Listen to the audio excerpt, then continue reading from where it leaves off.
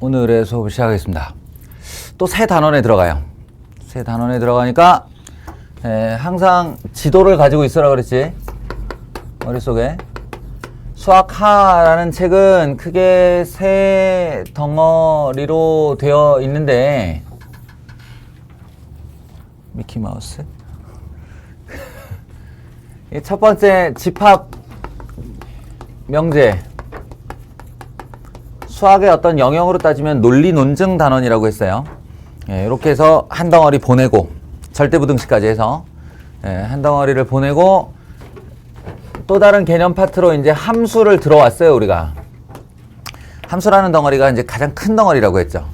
그래서 현재까지 걸어온 길은 어떻게 되냐면 함수의 당연히 정의는 무엇인가, 그래서 그 관련된 개념들에는 어떤 종류가 있는가, 그리고 함수를 분류를 하자면 종류는 어떤 것들이 있는가, 그리고 그 함수를 가지고 조작을 한다면 어떤 것들이 있을 수 있는가, 합성함수, 역함수, 이 관련 성질들, 간단해 보이지만 매우 중요하다. 매우 중요하고 결정적으로 너희들이 알아듣기 쉽게 말하면 어렵다. 저희가 어렵다. 그래서 지금까지 근 한 열흘 가까이, 방학을 10일 가까이 써가면서 내가 더 이상 진도를 안 나가고 니네가 개념서와 유형별 문제집으로 여기까지 쫓아오기를 기다렸어요. 각자의 깜냥 안에서 지금 어느 정도까지 쫓아왔는지 모르겠지만 최대한 많은 종류의 문제를 보고 최대한 많은 경험들을 좀 했으면 좋겠다 라는 생각을 했고 많은 질문들을 받았죠.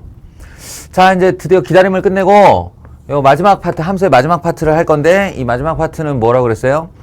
진짜 함수가 뭐냐. 그러니까 우리가 고교 과정에서 총 6개의 함수를 만난다 했죠. 고교 과정에서 총 6개의 함수를 만난다 했는데, 이 함수라는 개념을 배우기도 전에 만났던 녀석이 누구냐면 다항함수예요. 1차, 2차, 3차, 4차, 땡땡땡땡 n차까지 가는 이런 함수를 다항함수라고 불러요. 이 중에 이제 대표 주자인 1차 함수, 이걸 직선이라는 데서 만났고, 2차 함수, 이건 거의 뭐 고등학교 1학년 1학기의 메인 단원이라고 할 수 있죠. 2차 함수. 이 다항함수예요. 그래서 선언적으로 함수를 배우기 전에 다항함수를 먼저 배웠고, 그 다음에 배우는 것이 유리함수고요. 그 다음 배우는 것이 무리함수입니다. 요렇게 세 개를 만나는 게 고등학교 1학년이에요. 결론부터 얘기하면 지금부터 우리가 배울 단원명이 유리함수와 무리함수라는 거예요. 이렇게 돼 있어요. 그리고 이제 6개라고 그랬는데 나머지 3개가 남았죠? 지수함수, 로그함수, 삼각함수입니다. 요거는 고등학교 2학년으로 올라가서 수1이라고 하는 고등학교 1학년 1학기 단원이 있어요. 거기서 나머지 3개를 배웁니다. 그 이제 유리함수, 무리함수 들어갈 거. 마지막은 경우의 수라고 그랬죠. 경우의 수에서 순열 조합인데, 이거는 완전 또 완전 분리해서 이건 여기서 이제 인문계로 진학할 학생들, 문과시험 수능 선택 과목을 칠 사람들이 확률과 통계를 선택해야 되는데, 그 확률과 통계의 시작 단원 같은 거예요. 그럼 이제 1학년 때 서두를 조금 이렇게 문을 열어둔다 정도의 의미로 배우시면 되겠습니다. 너희들의 중간고사는 대개 이제 이렇게 잘리거나 예요. 아주 빠른 학교는 유리함수에서 자르기도 하는데 그런 일은 매우 드물고, 주로 합성함수 전 아니면 합성함수까지만, 아니면 역함수까지, 이 정도에서 중간고사 범위가 잘리게 될 거고요. 요 얘기를 안 할 수가 없어요. 이제 함수라는 단원의 구조, 이것도 얘도 함수고 얘도 함수고 얘도 함수고 함수고 이렇게 6개를 배우는데, 매 함수를 배울 때마다 우리가 다르게 배워야 한다면 그 얼마나 힘든 일이냐, 6개를. 그래서 그럴 리가 없다. 교과 과정을 구성하는 사람들이 단원을 그렇게 구성해 놓을 리가 없다라는 거예요. 그래서 한번 내부를 뜯어보면 안에 이렇게 배치되어 있는 구조가 똑같다라고 했어요. 똑같다. 뭘 기억하면 되냐면 그 방 부를 기억하시면 됩니다. 알겠어요? 무슨 함수자가 붙어있는 단어는 다 단원 구성이 똑같아요. 그래프, 방정식, 부등식입니다. 예, 이렇게 배우는 거예요. 그리고 얘네들 간에 연계성이 뻔한 거야. 그러니까 그래프라는 것을 좌표 평면에 표현할 수 있어야, 그 아이를 표현할 수 있어야 그 그래프와 x축이 만나는 자리를 우리가 방정식의 해라고 부르는 거예요. 또는 그 그래프와 또 다른 그래프가 만나는 x축의 자리, 여기를 해라고 부르는 거예요. 방정식이라는 게 우리 2차 함수 때 경험을 해봤잖아요. 이 제목명이 2차 방정식이 아니잖아. 2차 함수와 2차 방정식이죠. 그때 메인으로 다뤘던 내용은 뭐냐면, 이제 더 이상 너희들 근해 공식에 때려놓고 인수분해해서 영영되는 식으로 더 이상 생각하지 마라. 그래프를 그려야만 한다.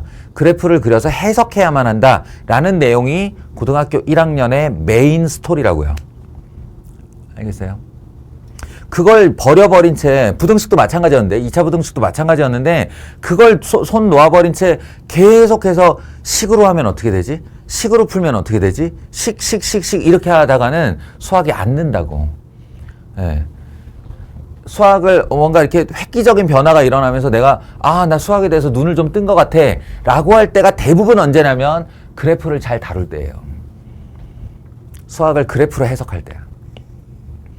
항상 내가 강조하는 바고, 예, 부등식도 마찬가지예요. 부등식이 뭐 크다 작다 이렇게 되어 있는데 이걸 식으로 푸는 건 딱 중3 때까지가 끝이야.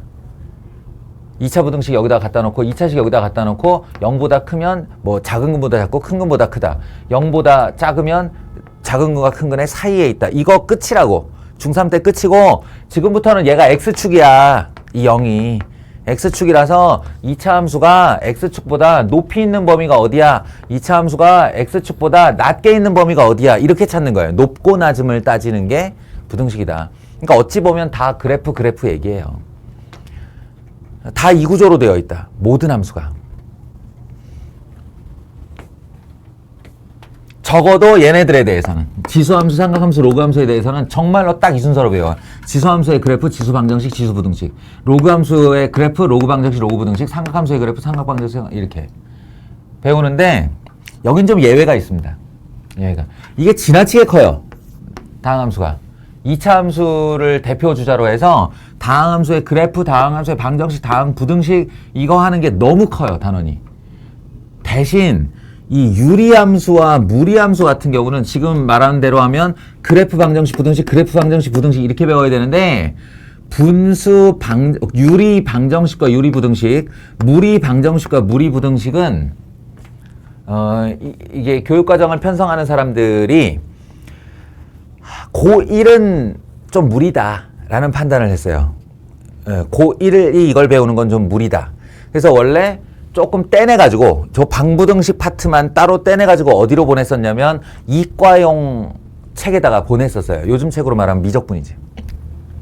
미적분에다가 이렇게 보냈다가 교과과정 간소화, 이제 한국의 수학이 점점 쉬워져야 된다. 너희는 인정하지 못하겠지만 지난 30년간 우리나라의 수학은 점점 쉬워져 왔어요. 정말이야. 진심이야. 내가 배웠던 수학의 총량의 니네가 딱 절반 정도 배워요. 그러니까 계속 어쨌든 줄여왔어. 뭐든지 날려가면서. 그래서 이과 쪽으로 갔다가 폭파되었습니다. 그래서 고교 과정 내에서는 무리 방부등식, 유리 방부등식은 배우지 않아요. 그럼 뭐만 남았어? 그래프만 남았죠. 그래프만 남았죠. 그래서 이 단원에서 이제 여러분들 고등수학 하를 배우고 유리함수라는 단원, 무리함수라는 단원이 있는데 사실은 그냥 쪼가리만 남았다. 이렇게 생각하시면 돼요. 이거 그래프 그릴 줄 알면 땡. 이거 그래프 그릴 줄 알면 땡. 이렇게 됩니다. 그래서 함수 뒤에 떨렁 붙어 있는 거예요. 예전에는 저 단원도 매우 컸어요. 그래서 우리가 이제 오늘부터 해 나갈 부분이 바로 유리함수의 그래프와 무리함수의 그래프다. 이렇게 생각하시면 됩니다. 항상 어떤 새 단원을 들어간다라고 하면 머릿속에 좀 지도를 그려놓고, 내가 이 맵에서 여기쯤을 가고 있구나 라는 걸 알고 공부를 하시기 바랍니다.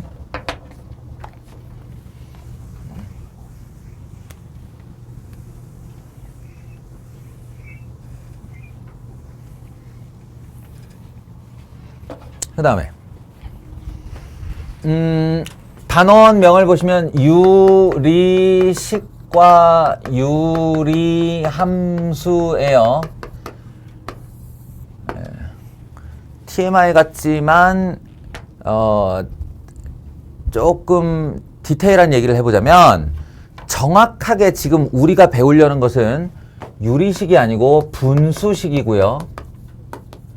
유리함수가 아니고 분수함수입니다. 네, 우리가 지금 정확하게 하려는 것은 제목이 저거예요. 근데 왜 유리함수라는 말을 붙이냐? 원래 유리함수가 다항함수와 분수함수를 더해서 유리함수라고 하는 거예요. 왜 유리수에는 정수도 들어가잖아. 그거랑 똑같은 거야. 예. 근데 유리수 하면 생각나는 게 유리수 안에 정수가 들어있는 것은 분명하나 우리가 일반적으로 통상 유리수라고 부르면 대부분 다 분수를 얘기하잖아. 이제 그런 차원이에요. 그런 차원에서 다항함수와 분수함수를 섞어서 유리함수라고 부르지만 통상 다항함수는 그냥 다항함수라고 그러지 왜 걔를 유리함수라고 부르겠어. 그러니까 유리함수라고 부를 때는 그게 분수함수를 말하는 거다라는 거예요. 예. 그래서 첫 번째 단원명은 분수식인데요. 유리식인데요. 이 단원에 들어있는 내용은 뭐냐? 무엇이 분수식이냐? 무엇이 유리식이냐를 구분하고 그것들의 이제 연산을 다루는 건데 여러분 책의 앞부분에 있습니다. 앞부분에 있는데 내용을 읽어보시면 할 거예요. 그 어의 뒤에 따라오는 말이 뭐냐면 분수랑 똑같네. 예요. 분수랑 똑같네. 일단 이거 구분해 얘들아. 3분의 x랑 x분의 3 이 차이야. 분수로 되어 있다고 다 분수식이 아니고 분수식, 유리식이라고 말하는 것은 얘는 다항함수죠. 3분의 1이라는 분수를 개수로 하는 x인 거예요. x의 1차식인 거예요. 이건 다항식이고 우리가 분수식이라고 부를 때는 여기 분모의 자리에 x가 들어오는 식을 분수식이라고 부르는 겁니다. 분모에 x가 있어야 돼요. 그걸 분수식이라고 불러요. 구분을 좀 분명히 하시고요. 그 다음에 분수식의 연산, 분수식의 성질 이런 거 배우는데 그 안에 들어있는 내용이 대략 어떤 거냐면 a분의 1이 있다 더하기 b분의 1을 하려 한다 이런 거예요. 여기서 이제 ab라는 거는 이 x가 들어간 어떤 덩어리의 식을 생각하시면 됩니다. 그 자리를 그냥 이렇게 알파벳으로 표현한 거예요. 했을 때 이거 계산 어떻게 해요? 그랬더니 a, b분의 a 더하기 b로 해요. 이런 거예요. 그러면 숫자도 그랬는데 인 거지. 2분의 1과 3분의 1이 있으면 우리 두 개 곱해가지고 통분하고 얘한테 필요한 게 b니까 올리고 얘한테 필요한 게 a니까 올리고 나면 통분이 된 분자가 이렇게 계산이 되죠. 이게 식으로 봐도 똑같다는 거예요. 식으로 봐도 똑같다. a분의 1 마이너스 b분의 1을 하려 하는데 어떻게 계산해? 그랬더니 a, b 둘이 곱한 다음에 b 1로 올리고 a 1로 올리고 둘이 빼. 분수할 때랑 똑같지 않아? 그러니까 결국 이 유리식의 연산이라고 부르는 그 앞부분 파트에서 쭉 내용 설명이 되어 있는데 읽고 나면 그냥 결론은 하나야. 수랑 똑같네야. 분수랑 똑같네. 정말로 그렇게 계산하시면 됩니다.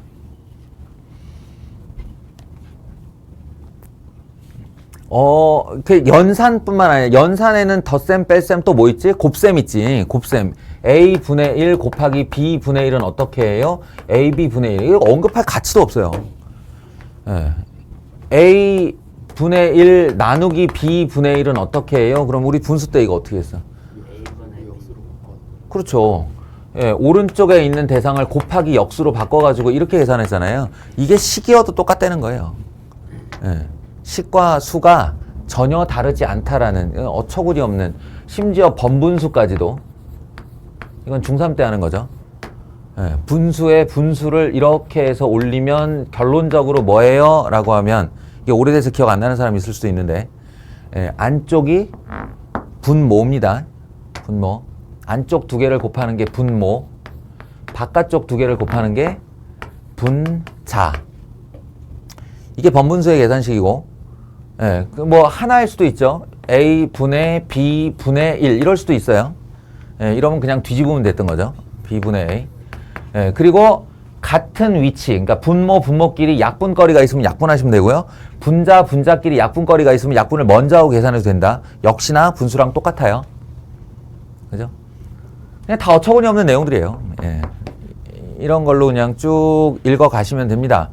연습할 거 하나도 없고요. 다만 조금 신경 써야 되는 부분이 있죠. 분수 때도 우리가 잘 못했던 거. 예. 분수 때도 잘 못해서 식 때는 이게 더더욱 잘 안 되는 애들이 있어요. 그게 뭐냐면 가분수를 진분수로 대분수로 만들기 이런 거. 가분수를 대분수로 만들기. 가분수가 뭐였냐? 4분의 15 이런 거죠. 머리가 큰 거. 예, 머리가 클 때 이걸 대분수로 만들어 봐라 라고 하면 어떻게 했죠? 그렇죠. 4에 이렇게 해서 4로 이게 몇 번 곱해졌나를 살펴본 다음에 더하기 3 이렇게 떨궈주고 이렇게 약분해서 보내면 3과 그리고 예, 이거 더하기로 해도 되고 그냥 3과로 해도 되고 4분의 3 이렇게 했죠. 이건 연산을 해본 습관이지, 습관. 예, 근데 얘를 제대로 다시 이게 각자의 역할을 보여주자면 이거 왜 이렇게는 안 써요? 2 더하기 4분의 7로는 왜 안 써요?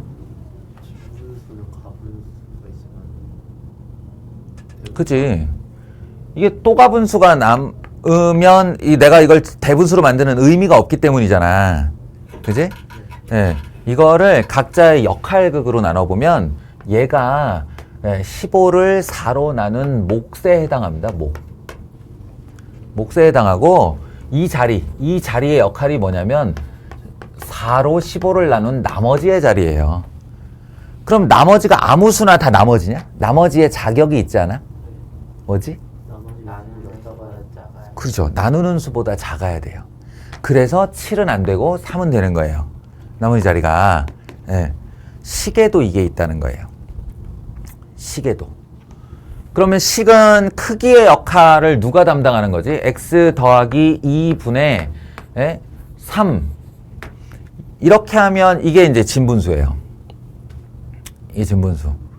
그리고 여기부터 x 더하기 2에 4x 더하기 5라던가 x 더하기 2분의 x제곱 플러스 x라던가 이렇게 나오면 여기서부터 가분수입니다.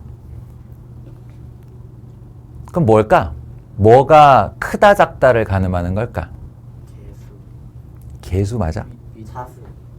차수죠. 무슨 얘기인지 알아? 다들 내 지금 질문에 대답할 수 있겠어? 이건 진분수고 여기서부터 가분수야.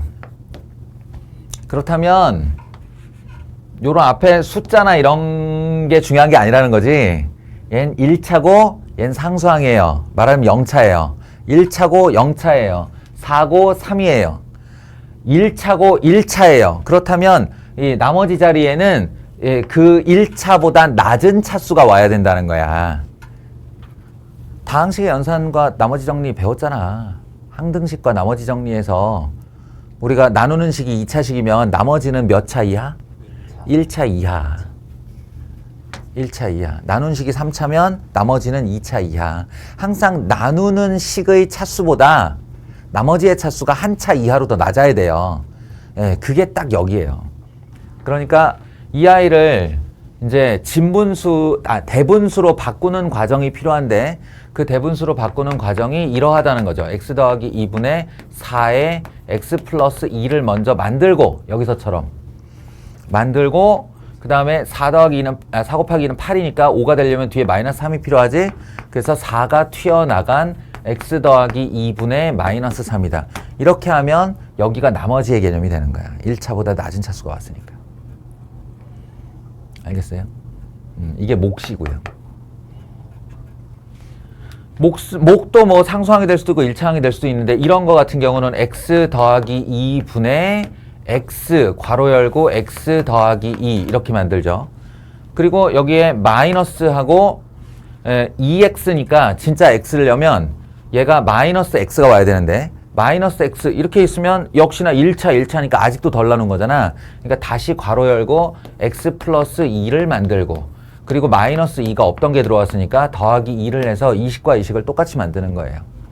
확인해 보세요. 이식과 이식은 똑같지? 그러면 얘를 얘로 나눈 x가 밖으로 나가고 얘를 얘로 나눈 마이너스 1도 바깥으로 나가고 결국 x 더하기 2분의 2가 남아야 여기가 상수가 돼야 진짜로 대분수를 만든 거라고. 알겠어요? 거봐, 이거 내가 숫자에서부터 잘 못한다고 그랬잖아요. 예, 그냥 연산의 습관으로 얼마 보내고 얼마 남기고 이렇게 하는 건 하는 건데 의미를 정확히 알아야 식도 다룰 수가 있다. 알겠어요? 다음식. 요거 잘 못하는 거랑 또 하나 부분분수라는 개념이 있는데 내가 우리 딸이 중3이라 잘 알고 있어. 이거 중3 과정에 있어요. 분수 계산할 때. 분수 연산할 때 중3 과정에 있는데 문제 유형으로만, 그러니까 단원으로 가르치는 게 아니라 문제 유형에서 짜짜짜짜짜 구석탱이에 좀 뭐 이렇게 뭐 레벨업 이거 한두 문제 내는 거 있잖아. 이렇게 뭐 고난도를 준비해보자 뭐 이러면서 하는 그 한두 문제 나오는 거에 등장하는 애라 거의 경험 못한 중3이 많고 뭐 봤어도 그때 잠깐 보고 이제 잊어버리죠. 예. 그 부분수랑 이랬는데 이게 식에 또 등장을 합니다. 그래서 이제 숫자에서부터 좀 설명을 하자면 예를 들면 이런 거예요.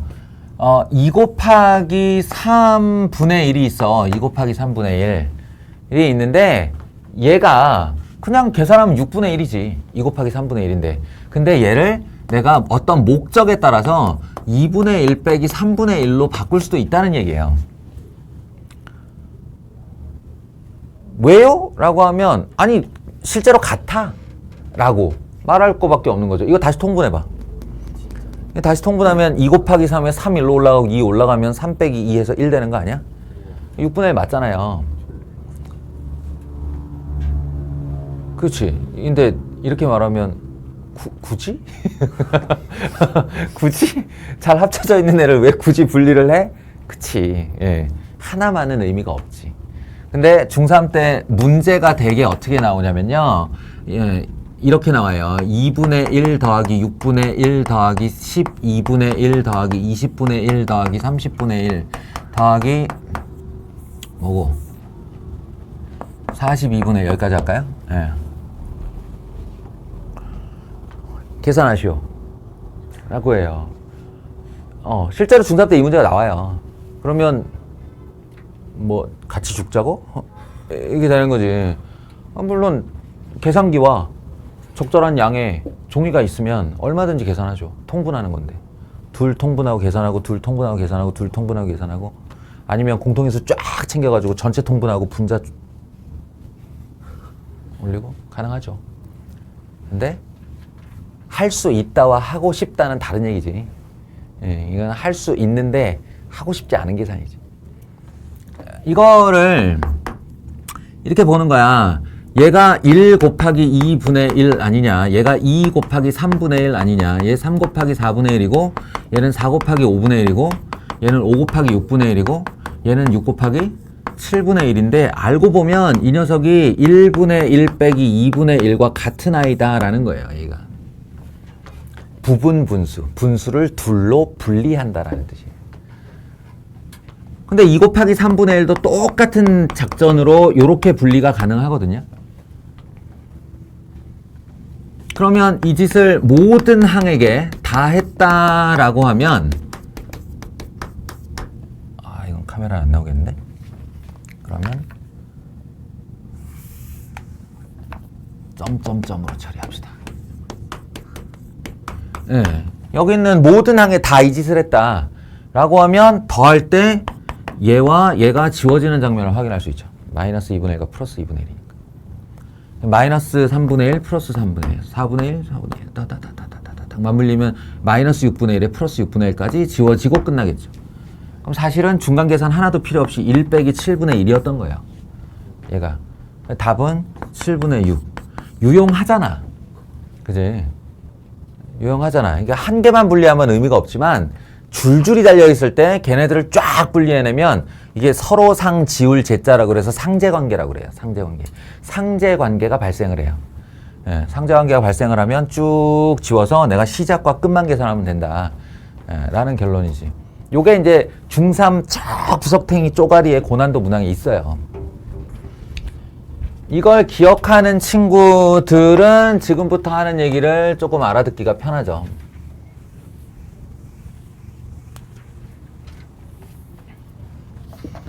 그러니까 x 곱하기 x 플러스 1분의 1이라는 분수식이 있을 때 예, 그냥 이 자체로 2차가 밑에 있고 1차가 위에 있구나 이렇게 할 수도 있지만 얘를 x분의 1 빼기 x 플러스 1분의 1로 쪼갤 수도 있다는 얘기야.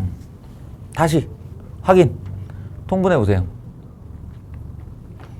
통분해 보면 어차피 이 두 식은 공통인수가 아니니까 둘을 곱할 테고 둘을 곱한다는 건 얘가 1로 올라간다는 얘기일 테고 그럼 이쪽 분자로 x 플러스 1이 올라갈 거야. 이쪽 분자로 x가 올라갈 거야. 그럼 여기는 x 플러스 1, 여기는 x. 둘이 x끼리 지우면 1만 남잖아요. 같잖아요. 이렇게 된다는 얘기예요. 한 칸 차이 나면 다 이렇게 돼요.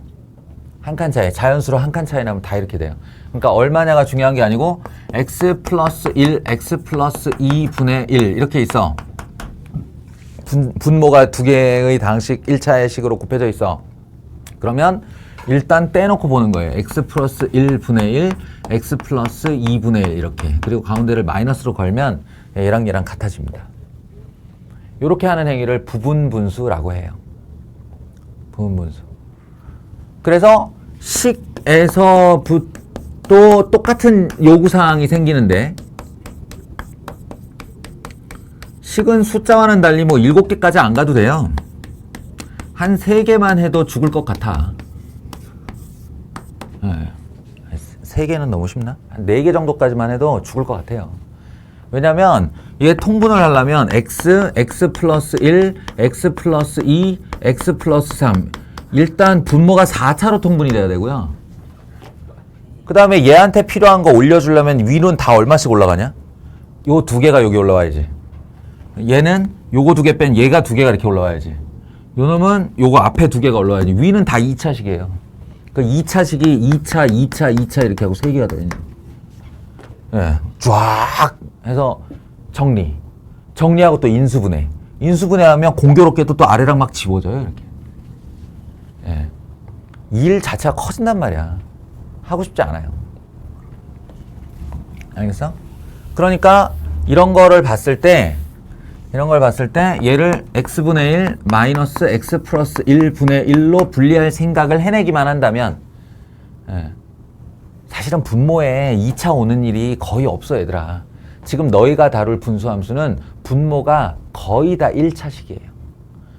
그러니까 분모에 이런 식으로 인수분해된 2차식이 왔다 그러면 거의 분리하라는 소리로 알아들으면 돼. 그러니까 더하기 x 더하기 1분의 1 빼기 x 플러스 2분의 1 x 플러스 2분의 1 빼기 x 플러스 3분의 1 이렇게 분리가 되니까 아까 말한 상제관계가 성립하게 되죠. 그럼 남는 애가 맨 앞과 맨 뒤밖에 없어요. 쟤네 둘이 통분해서 x 더하기 3분의 3 이렇게 계산하면 끝난 거예요. 알겠어요? 훨씬 편하잖아. 이게 이제 부분분수에 의한 상제관계라고 하는 계산식입니다. 요게 좀 특징적이에요. 여기 유리식의 연산 단원에 해당한다면 요 정도가 조금 특이한 아이가 된다. 알겠죠?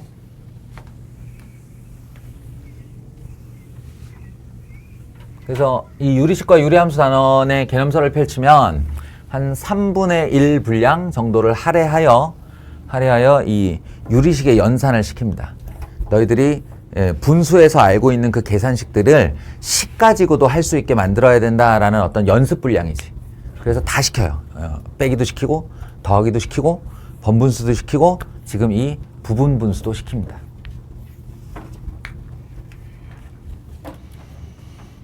그건 이제 다 지났다 치고 결국 메인 DC는 유리함수의 그래프 정도 되겠죠. 방부등식이 없으니까요. 메인 단어는 바로 유리함수의 그래프입니다. 근데 이 얘기를 하기 전에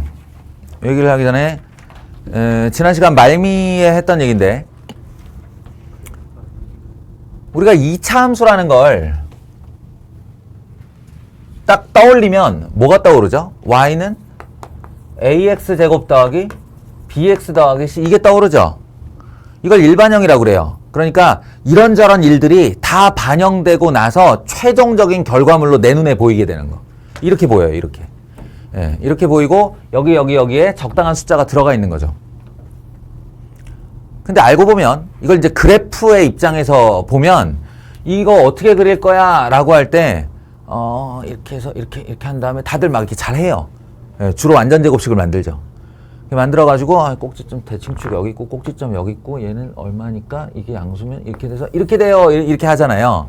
예, 근데 이게 알고 보면 갈갈이 분해해서 얘네들을 갈갈이 분해해서 원형으로부터 어떤 변화를 겪어왔는가를 우리가 추적할 수 있어야 된다라고 했어요. 그 추적하는 능력을 배우는 단원이 바로 수학상 맨 마지막에 도형의 이동이라 했습니다.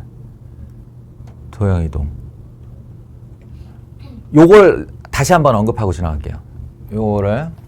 그러니까 최종적으로는 이 모습으로 보이지만 실제로는 어땠냐 하면, 실제로는 y 이퀄 x제곱에서 모든 2차 함수는 다 여기서 출발한다는 거죠. y 이퀄 x제곱. 아무런 변화가 들어가지 않은, 가감되지 않은 날 것의 모양. 오리지널. 예, 이걸 원형이라고 부르겠어요. 예, 모든 2차 함수는 요렇게 원점에 꼭지점을 대고 있는 원형에서 출발을 합니다. 이렇게 생겼어요. 이건 알아야죠. 원형은 어떻게 생겼는지 알아야지. 예. 그러니까 원형의 모습만 딱 알면 앞으로 우리는 저런 형태의 어떤 형태든 얘로부터 추적해 나가서 저기가 있겠군 이렇게 할 수 있다는 거예요. 그 변형에 세 가지가 있는데, 첫 번째가 실수배, 두 번째가 평행이동, 세 번째가 대칭이동이란 말이다. 지난 시간 영상, 마지막 영상이죠. 그거 찾아보시면 요 얘기를 했을 겁니다. 제가 한 번 더 할게요. 이제부터 이렇게 적용할 거야 라고. 그래서 첫 번째 실수배는 뭐냐면 y는 x제곱 앞에 계수가 y는 2x제곱 이렇게 되는 걸 실수배라고 해요. 숫자가 뭐 하나 들어온다. 이게 2가 될 수도 있고 2분의 1이 될 수도 있고 루트 2가 될 수도 있고 3이 될 수도 있다. 그러면 결국 이 변화는 여기 있는 이 원형에 어떤 식의 변형을 가해주느냐, 얘를 잡아서 째는 역할이라고 그랬지. 1보다 커지면 잡아서 뽑는 거야, 이 고무판을. 그러면 얘가 쭉 위아래로 이렇게 늘어나는 형상이 되겠죠. 아니면 잡아서 누를 수도 있어요. 여기가 2분의 1이나 3분의 1이 되면 잡아서 누를 수도 있다고. 그러면 이렇게 눕는 형상도 나올 수 있죠. 찌그러지는 거예요. 찌그러지는데 이런 대칭성의 경향은 하나도 안 바뀌어요. 내가 얘를 자꾸 뽑는다고 해서 Y축 대칭이었던 애가 갑자기 삐뚤어지면서 이렇게 되지는 않을 거 아니야. 위아래로 잡아 뽑는데, 위아래로 누르는데, 옆에서 누르고 옆에서 뽑는데 이렇게 된다. 대칭성은 그대로 유지된다. 특히나 원점 같은 거 절대 안 움직인다. 얘가 왜냐면 잡아 뽑는 기준점이거든. 이게 실수배. 그리고 요거는 이제 교과 단원에 없지만 너희들의 수학상 맨 마지막에 있는 게 바로 평행이동과 대칭이동이잖아요. 그래서 이 녀석이 y는 마이너스 2x제곱이 되었다라고 하면 지금 여기에서 요렇게 세로로 섰던 요 녀석이 이렇게 x축 대칭이동이 되는 장면을 볼 수 있고요. y 앞에 마이너스 y 붙인 거죠. 함수 앞에 마이너스 붙이면 x축 대칭 이동이라고 그랬어요. 그리고 y는 마이너스 2 x 마이너스 1의 제곱 더하기 3 이렇게 되면 x 자리에 x 마이너스 1을 넣었잖아요. 오른쪽으로 한 칸 평행 이동이라는 얘기입니다. 그리고 그러니까 여기 있던 요 아이가 오른쪽으로 한 칸 평행 이동. 자신의 꼭지점을 원점에서 1로 옮기는 거죠. 그리고 이 더하기 3은 어디서 온 거야? 이 더하기 3은 여기서 넘어온 거예요. y-3. 그러니까 y 대신에 y-3을 집어넣으면 y축 방향으로 3만큼 평행 이동. 그러니까 이 꼭지점이 x축 선상에 있다가 3까지 올라가는 거죠. 그럼 최종적으로는 어떻게 돼? 최종적으로는 1,3의 꼭지점을 두고 요렇게 생긴 아이가 그려지는 거예요. 이 모습이 이거고 우리는 그걸 아주 불친절하게 풀어헤친 2x제곱 더하기 4x 더하기 1이라는 형태로 만나게 되는 거죠. 무슨 얘기인지 알겠어요? 그러니까 출제자는 너희들한테 이런 친절을 보여줄 이유가 없어. 그냥 이걸 하나 집어 던지는 거지. 그럼 이걸 하나 집어 던지면 너희는 동치 변형에 의해서 이런 식으로 만드는데 이 행위를 표준화라고 불러요. 왜냐면 얘 이름이 일반형이고 얘 이름이 표준형이거든. 알겠어? 완전 제곱식으로 묶어서 어떤 변화를 겪었니를 이 안에 다 드러내게 하는 거죠. 그걸 표준형이라고 불러요. 그럼 너희는 이 장면을 보면서 아 너는 원래 이 자리가 x였겠구나. 이 숫자는 없었겠구나 하고 여기로 돌아오는 거예요. 그러면 아 이 그림이 오른쪽으로 1, 위쪽으로 3만큼 평행 이동된 거구나. 이렇게 추적하고 그럼 너는 원래 2x제곱이었겠구나. 그러니까 이게 뒤집히기 전에 너의 모습은 요런 모습이었겠구나. 그리고 너는 원래 2x제곱이 아니고 x제곱이었었지. 원형은 x제곱이니까. 라고 하면 요 상태에서 이렇게 좁혀진 거구나. 라고 이 변화의 과정을 역추적한다고요. 알겠어요? 근데 진짜 이렇게 해요, 당신들? 얘 그리라 그러면 진짜 이렇게 해요? 안 하죠? 어떻게 해요? 그냥 이쯤에서 바로 1,3 딱 찍고 이거 음수 보면서 이렇게 하죠. 이게 요령이라고 그래요, 이거를. 요령이라고. 이게 워낙 익숙해진 나머지 이 과정이라는 애를 추적할 수 있기는 있는데 굳이 그렇게까지 해야 되느냐? 좀 짧게 빠르게 가면 이게 대칭축이고 이거 0대는 요 숫자가 꼭지점이고 그래서 거기 중심으로 이게 양이냐 음이냐 본 다음에 위로 볼록일지 아래로 볼록일지만 결정하면 된다 이거잖아. 그자? 이걸 그래프를 그리는 요령이라고 그래요. 자, 지금부터 내가 할 얘기가 여기 있는 이 2차식을 그대로 유리식으로 갈아 끼우는 얘기를 하려고 그래요. 그러니까 내 지금부터 할 얘기의 스토리는 어떻게 되냐면 원형을 보여줄 거야. y는 x분의 1이라고 하는 유리함수의 오리지널을 보여줄 거고 그게 이렇게 생겼다고 얘기를 할 거야.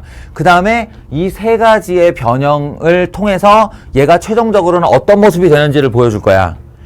그러니까 우리는 이렇게 추적하면 얘의 특징에 대해서 알고 이 그래프를 그릴 수 있다가 되는데 거기서 끝나면 안 되고 우린 시험을 쳐야 되는 사람들이고 익숙해져야 되는 사람들이니까 거기서 요령도 있다가 되는 거야. 요령도 있다. 이게 마지막 요령까지. 이렇게 마치면 돼요. 당신들이 가야 될 길이에요, 이게.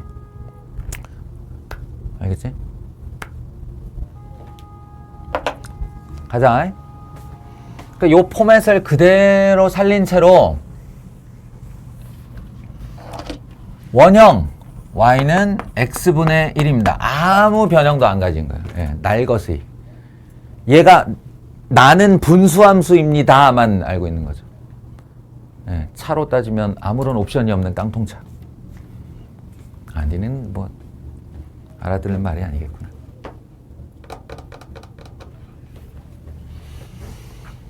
자, 특징. 분수함수의 다른 이름이 쌍곡선입니다. 발음 주의. 쌍곡선입니다. 곡선이 쌍으로 이루어져 있다는 얘기야. 두 개의 그림이 그려지고 여기서 너희가 이제 처음 보는 아이가 있는데 서희야 방학에 왜 그래? 방학이잖아. 방학. 체력 만땅 방학 아닌가? 유리함수에서 너희가 처음 보는 개념이 있어요. 그게 뭐냐면 점근선이라고 하는 개념입니다. 점근선. 점차 근접하는 선의 줄임말이에요. 점근선. 원형에서는 점근선이 Y축과 X축과 오버랩 되어 있어요. X축 자체가 점근선인 게 아니고 X축이 Y는 제로라는 점근선과 오버랩이 되어 있는 거고 Y축이 아니고 X 이퀄 제로라는 선이 Y축과 겹쳐져 있는 것 뿐이에요. 그리고 이 유리함수 쌍곡선은 점근선을 양쪽에서 따라가는 그래프입니다. 그러니까 이 점근선을 쭉 따라오다가 여기서 살짝 멀어져서 이쪽 점근선으로 갈아타고 쭉 가는 거예요. 여기를 내가 아무리 얇은 펜으로 그려도 영원히 근접하며 닿지 않는 선이기 때문에 요 정도가 한계고 니네가 이 뒤로는 상상을 해야 돼. 이 x에다가 어떤 값을 넣어도 0이 안 돼요. 그 말은 여기에 어떤 i가 들어와도 x축에 닿지 않는다는 말이야. 이쪽도 마찬가지. 여기다가 아무리 작은 수를 넣어도 점점 커지기만 해요. 그래서 영원히 y축을 따라가기만 합니다. 이렇게 생겼어요. 그래서 요 두 개가 점근선인 거예요. 뿐만 아니라 요쪽에도 하나가 이렇게 생겨나고요. 이 모양은 정확하게 원점 대칭의 형상입니다. 원점 대칭의 형상. 점근선 x는 제로, y는 제로가 존재한다. 와 원점 대칭의 그래프이다. 세 번째 특징은 원점 대칭이면서 동시에 y는 x 대칭이다. 네 번째 y는 x 대칭이면서 동시에 y는 마이너스 x 대칭이기도 하다. 그러니까 꼬챙이를 이렇게 y는 x 직선을 여기다 끼운 다음에 180도를 돌려도 똑같은 그림이 나와요. 마찬가지 y는 마이너스 x를 그려다 놓고 이렇게 접어도 두 개가 똑같이 대칭이 됩니다. 아시겠어요? 이렇게 생겼어요. 이게 y는 x분의 1의 그래프입니다. 원형.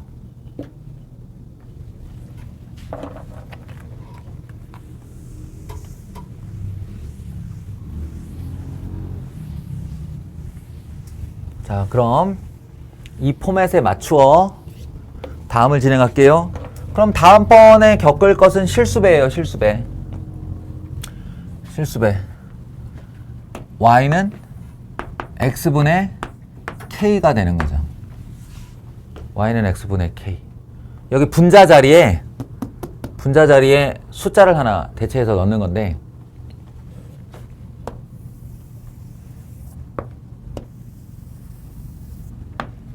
말했죠? 이게 고무판, 아주 플렉서블한 고무판이라고 생각하고 얘를 이렇게 잡아째거나 이렇게 누르거나 이렇게 누르는 행동을 실수배라고 한다고. 그러니까 점근선 위치 절대 안 바뀌죠. 이렇게 누르는데 점근선이 왜 바뀌어? 이렇게 눌러도 점근선은 위치 안 바뀌어요. 그러니까 점근선은 그대로 있되 여기에 이제 k 이퀄 1일 때의 기준이 존재한다면 바깥으로 약간 밀려나가거나 이렇게 아니면 안으로 좀 더 파고 들어와서 이렇게 따라가는 두 가지 차이가 있습니다. 그러니까 경향성이 나 이렇게까지 성의를 보여야 되나?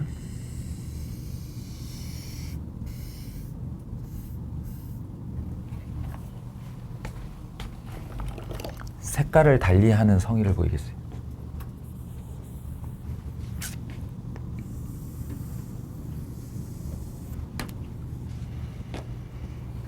그러면 얘 대칭이니까 요렇게 안으로 들어오거나 요렇게 밖으로 밀리거나 해요.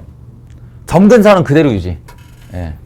그럼 이쪽 방향으로의 멀어지는 경향성은 어떨 때? K가 1보다 클 때.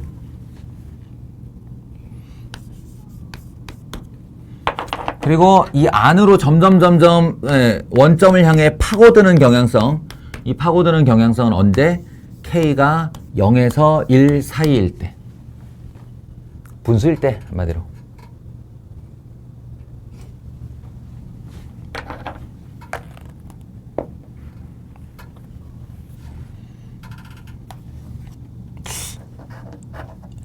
야, 2차 함수 때도 y는 x제곱 이렇게 했다가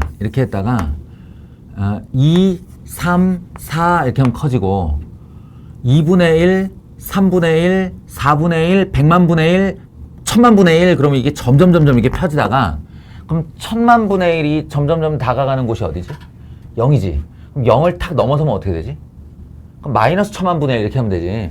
그러니까 1000만분의 1, 억만분의 1 하다가 0 하면 이렇게 펴졌다가 마이너스 억만분의 1 그러면 반대 방향으로 이렇게 된다고 생각을 하면 예, 마이너스 10만분의 1, 마이너스 10분의 1, 마이너스 1 그러다가 마이너스 1, 마이너스 2, 마이너스 3, 마이너스 4 이렇게 보면 사실은 그 마이너스를 붙인다는 행동 즉 대칭이동 이 대칭이동은 실수배랑 어떻게 보면 연결되어 있는 개념이죠. 그러니까 실수배를 할 때 y는 ax 제곱을 한 다음에 y는 마이너스 2x제곱을 했다가 아니라 그냥 바로 y는 마이너스 2배라는 실수배를 했다라고 하면 그냥 여기다가 획가닥 뒤집히면서 좁아지면 되는 거잖아. 그죠? 그러니까 실수배하고 대칭이동은 그냥 이렇게 묶여있는 걸로 처리해도 된다. 같이 묶여있는 걸로 처리해도 된다. 여기도 똑같은 얘기를 하려고 그러는 건데 잘 생각해봐. 이 아이가 0을 향해서 점점 다가가잖아. 그럼 파란색 얘가 이렇게 가서 막 수직으로 이렇게 꺾이려고 들어요. 그러다가 진짜 0이 되었다 그러면 진짜로 이렇게 축이 되었다고 생각해버리면 되는 거야, 그냥. 그런 일 안 일어나지만 상상력으로 K가 진짜 0이 됐다 그러면 이렇게 오다가 이렇게 가는 애가 됐다. 그럼 거기서 K가 마이너스 억만분의 1에서 플러스 억만분의 1에서 0을 지나 마이너스 억만분의 1이 되었다. 그러면 어디로 갈까? 라는 거예요. 어디로 갈까? 그러면 이쪽으로 오게 된다라는 거죠. 이렇게. 그래서 이 케이스, 이쪽에서 안쪽을 파고드는 케이스를 어떻게 표기할 수 있냐면 K가 마이너스 1에서 0 사이일 때 이렇게 표현할 수 있다는 거예요. 마이너스 1에서 0 사이일 때. 그러다가 점점 커져서 딱 마이너스 1이 되면 아까의 그 기준에서 여기 있는 원형을 얘들아 여기는 1 대신에 마이너스 1로 바꾸면 그건 x 대신에 마이너스 x를 붙인 거니까 y축 대칭을 했다고 할 수 있죠. 그러니까 여기 있는 그래프가 y축 대칭되면 1로 와요. 여기 있는 그래프가 y축 대칭되면 1로 와요. 그러니까 여기 이렇게 그려지는 거지. 2, 4, 4분면에. 그래서 이제 점점 밖으로 밀려가면 이렇게 되는 것까지 해서 K가 마이너스 1보다 작아지는 거. K가 마이너스 1보다 작아지면 이쪽 바깥으로 밀린다. 까지 이렇게 해주면 최종 결론은 Y는 Y는 X분의 K에서 이 K가 플러스가 되면 1, 3, 4분면에 그림이 그려지고 Y는 X분의 여기가 마이너스가 되면 2, 4, 4분면에 그림이 그려진다 라고 여기면 됩니다. 아시겠어요? 근데 주의! 여기서 4분면 얘기 있죠? 이 4분면은 XY 축으로 나뉜 4분면을 얘기하는 게 아니에요. XY 4분면이 아니고 가로 점근선과 세로 점근선으로 만들어진 4분면의 1, 3, 4분면, 2, 4, 4분면 얘기입니다. 대칭 중심도 원점이 아니고 점근선의 교차점이 대칭 중심이에요. 잊지 마세요. 예, 요게 이제 차이가 나게 되는 게 바로 그 다음 변형. 그 다음 변형인 y는 k배 했어요? k배 했어요? 그 x 자리에 x-m, y 자리에 y-n 이 녀석이란 말이야. x 자리에 x-m을 넣으면 x축 방향으로 n만큼 평행이동, y 대신에 y-n, 즉 여기다 플러스 n을 쓰면 이쪽에서 넘어온 거니까 플러스 n 하면 y축 방향으로 n만큼 평행이동. 이 되면 드디어 이 아이의 점근선의 레이어가 이 축을 벗어나게 됩니다. 원래 y축이었던 점근선이 오른쪽으로 m만큼 오면서 m 이렇게 되는 거죠. m. 그리고 원래 x축이었던 점근선이 위나 아래로 이동을 하면서 n이 되는 거예요. 그러면 대칭의 중심은 m, n이 되는 거죠. 그리고 k가 양수다 라고 하면 이 점근선에 의해 분리된 4분면의 1사분면과 3사분면의 그림이 그려지면 되는 거예요. k가 양수일 때. 그리고 이제 참고적으로 요쪽이나 요쪽의 그림이 그려진다라고 하면 k가 음수일 때의 이야기겠죠. 알아듣겠어요? 지금 나 2차 함수 했던 얘기랑 똑같다니까.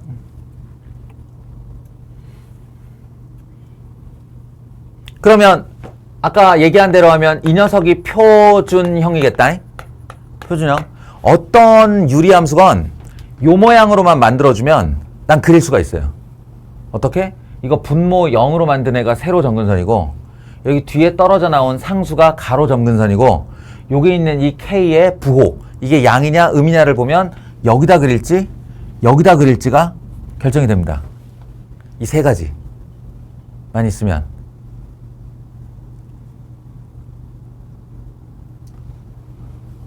근데 출제자가 나한테 이렇게 안 준다.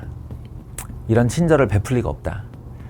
이 사람은 나한테 어떻게 해주냐면 y는 한 다음에 이걸 통분해 가지고요 다 분자에다 올려버려요. 한마디로 가분수를 던지죠 나한테. 그러면 최종적인 모습은 ax 더하기 b 분의 cx 더하기 d 이렇게 나와요. 이게 이제 일반형인 거죠.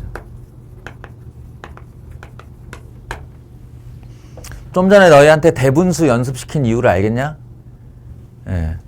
그러니까 분모 1차, 분자 1차 이게 우리가 가장 흔하게 보는 유리함수의 모양이에요. 그러면 니네가 이걸 그리고 싶다. 지훈아, 이게 그리고 싶으면 얘를 대분수 만드는 형태, 즉 표준화 과정을 통해 이렇게 쓴 다음에 예, 요 모양을 가지고 분모가 0이 되는 값으로 세로 점근선. 나 지금 계속 같은 얘기 하고 있어. 들어. 아니지. 듣는 건 소용없지. 귀는 커플이 없으니까요. 소리는 계속 들리죠. 예. 근데 진짜 듣고 있을까? 난 그게 좀 의문인 사람들이 있어. 이게 우리가 되게 귀를 열었다고 그래서 소리가 들어온다고 그래서 자기가 듣고 있다고 생각하는데 그렇지 않아요. 예. 버스 타면 소음 엄청 들리지. 거기서 나누는 대화 소리 다 들리냐? 아니잖아. 대화의 내용이 다 들린다고? 그냥 소음이죠. 이거 우리 뇌가 하는 작용 중에 하나인데 선택적 방어를 해요. 그래서 그냥 상관없는 소음이. 근데 저쪽 구석에서 갑자기 내 이름이 들리잖아? 확 돌아가요, 고개가. 그 소음 와중에. 그건 뭐냐면 난 이미 다 듣고는 있었는데 내가 관심 있는 분야에서 그 내용이 들어오는 거야. 누가 내 욕을 하거나 내 이름을 부르면 그쪽에서 잠깐만 내 이름 나온 거 아니야? 이렇게 돼. 예.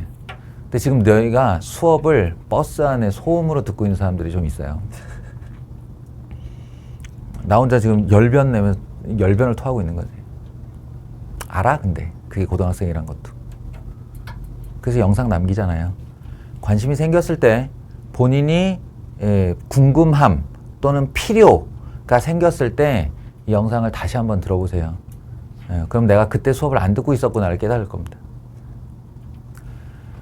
분모가 0 되는 값으로 세로 점근 선, 오른쪽에 떨궈져는 이 몫으로 가로 점근 선을 그은 다음 분수 자리에 있는 분자, 이 분자의 양수면 1, 3, 4분면, 음수면 2, 4, 4분면의 쌍곡선을 그리면 된다고 했다. 그리고 이 녀석의 원형은 이런 변형을 지나 요 녀석이다. 요 특징에 대해서 알고 있으면 이 녀석이 결국은 저 녀석이 되는 거니까 얘가 가지는 특징이 저리로 그대로 옮겨갔겠지. 그러니까 이거 뭐에 대해 대칭이에요? 라고 물으면 m,n에 대해서 대칭이에요. 그리고 m,n을 지나는 기울기 1자리 직선에 대해서 대칭이에요. m,n을 지나는 기울기 마이너스 1자리 직선에 대해 대칭이에요. 이런 말을 할 수가 있겠죠. 아시겠습니까? 다 했어요. 네.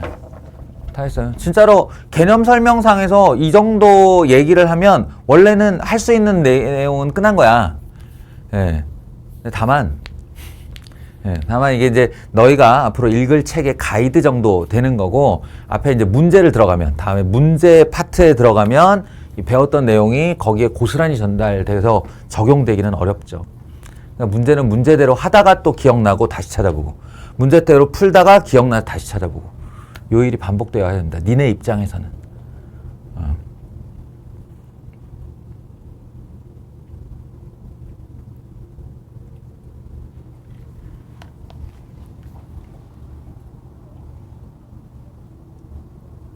한마디만 하고 끝낼게요.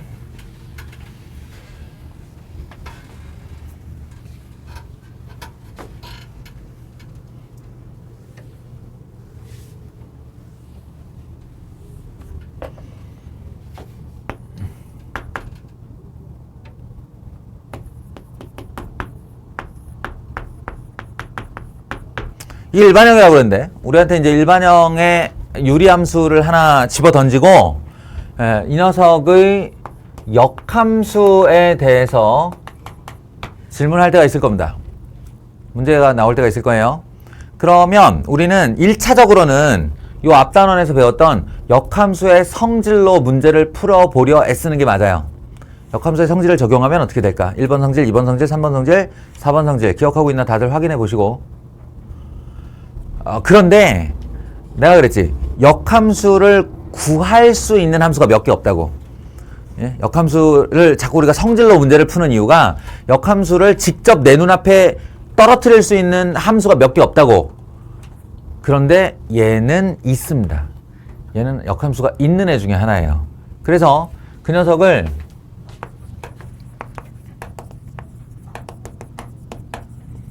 이걸 시도할 수도 있다는 얘기야. 역함수 구하기를. 역함수 구하기는 아주 간단했죠. 두 번의 스텝이면 돼요. 첫 번째는 x와 y의 자리를 바꾼다. x와 y의 자리를 바꾼다. 두 번째는 y는으로 x에 대한 함수로 정리한다. 이 두 개의 스텝이면 된다고 했죠. 그러니까 이걸 여기다가 적용을 시켜보면 y는 cx 더하기 d분의 ax 더하기 b를 x와 y의 자리를 바꿔 넣어줘요. 끝났어요. x 자리에는 y를, y 자리에는 x를 넣었어요. 그 다음 스텝은 y는으로 정리를 한다고 그랬는데 y가 여기 하나 이렇게 두 군데로 펼쳐져 있으니까 이 녀석을 모을 겁니다. 얘를 일로 보내서 x, cy 더하기 d는 ay 더하기 b. 그러니까 뭐야? cxy 더하기 dx는 ay 더하기 b. 그럼 여기 y, 여기 y가 있으니까 가서 뭐 하면 되겠죠? 그러면 cx 마이너스 ay는 이게 일로 넘어오면 마이너스 dx 더하기 b가 되고요. 이제 y는만 하면 되니까 얘가 이리로 내려오면 됩니다.